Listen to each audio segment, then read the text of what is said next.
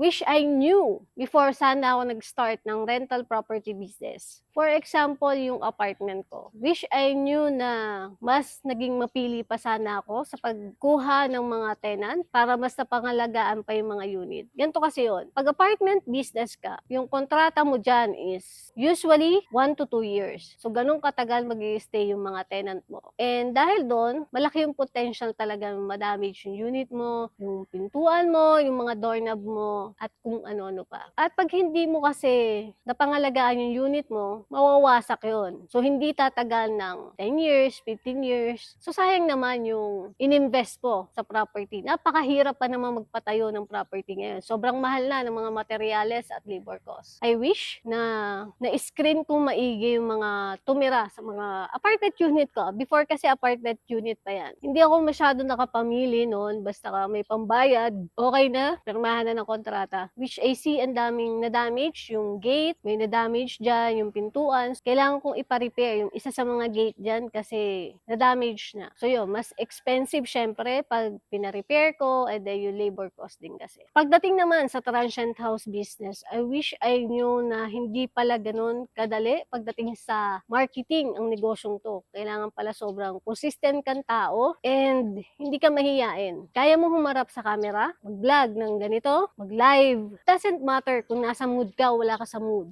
Kailangan kasi consistent na nakikita ng mga tao na pinopromote mo syempre yung rental business mo. So, ganun pala siya. And then, pagdating naman sa sales, kailangan sobrang tiyaga mo rin pagdating sa pagbebenta. Pag per night yung rent mo, katulad nito, transient house business, yung ganun katyaga pakipag-usap sa mga client through messaging. And then, pag transient house, kailangan continuous improvement. For example, I started with no aircon, kailangan may aircon ka talaga. So, mag-spend ka dyan ng mahalang aircon plus installation pa. So, sabihin ng 50,000 per aircon yung kailangan mong i-spend, including the installation. So, ganun kamahal yung kailangan mong i-invest plus the furniture and the iba pang gamit sa loob ng unit. So, ano talaga siya, malakas sa kapital. Although, mas mabilis naman yung cash flow nito kumpara sa apartment. Yun nga lang, you need to consider na kailangan continuous ka rin na mag-improve para may edge ka naman sa market. Anong difference mo sa ibang mga competitors mo? Anong meron dyan sa unit mo? Bakit kailangan yung land transient house ang piliin nila compare sa ibang transient house dito sa Lucena City? Anong meron ako? May air condition mga unit ko. For example, ganyan. May lutuan ako. Sa buong bahay, solo lang sila. May sarili silang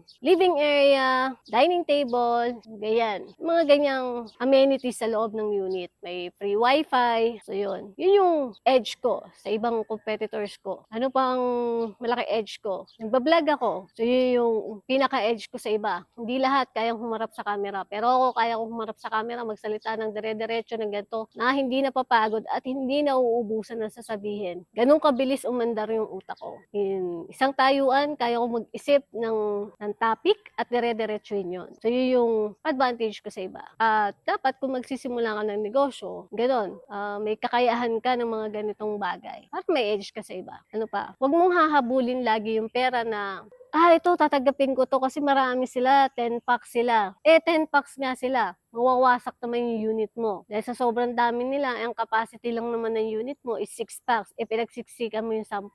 Pag check out niyan, mamaya sira na yung sofa mo, yung dining table mo, yung mga kitchenware mo. So yun ang pinaka disadvantage naman pag minaksimum mo ng sobra-sobra sa capacity yung mga unit mo. Isipin mo rin yung damage na may dudulot sa unit mo pag check out nila. So check kaigi yung unit pag check out ng guest. Mas maganda kung personal, ikaw yung may-ari at may time ka naman, ikaw na mismo yung mag-check ng unit pagka check out ng guest. Lalo na kung sobrang dami nila at alam mong malaki yung possibility na ma-damage yung unit mo. So, ang inaiwasan kasi natin dito is ma-damage yung unit natin at hindi tumagal ng ilang years yung unit natin. Sayang kasi yung pinaghirapan natin. So, the goal is, this is a long game. Tumagal tayo sa game na to. Mapanatiling maayos yung mga unit natin. So, kahit nabatanda na tayo, ito pa rin yung maging source of income natin. Kaya, lagi natin gagalingan. At, pagkaingatan natin yung mga unit natin. By the way, I'm Len Hagoba. Ang business ko po ay ito, transient house business. business, dito po yan sa Lucena City. Ayan po yung isa ko pang unit. And kung may question pa kayo regarding rentals, just message me the word rental and i-guide ko po kayo kung paano ko na-ooperate ng maayos tong mga negosyo ko. So, bye po muna for now.